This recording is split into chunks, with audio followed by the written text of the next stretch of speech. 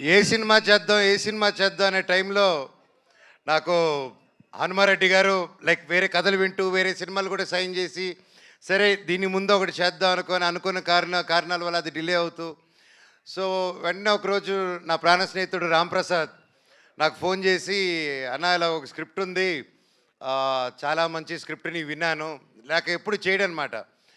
నాకు ఏదైనా క్రియేటివ్ గాను డిజైన్స్ గాను ఏదైనా ఆర్ట్ వర్క్ ఏదైనా క్రియేట్ చేయాలనుకున్నప్పుడు is my close, is my first personal call, Ram ఇది క్రియేట్ చేయాలనుకుంటున్నాను ఏం చేయాలని.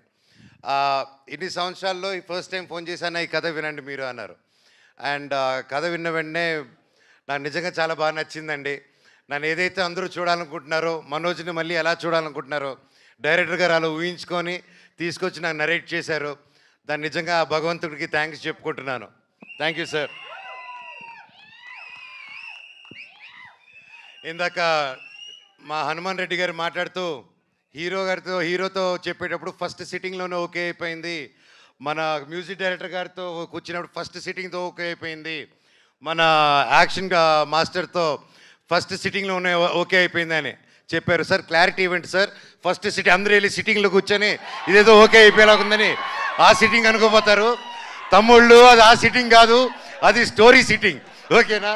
మీరు ప్లీజ్ క్లారిటీ ఇచ్చారు, నేరుగా బార్కి వెళ్ళిపోతాయి బండ్లు, మరి ఉండండి.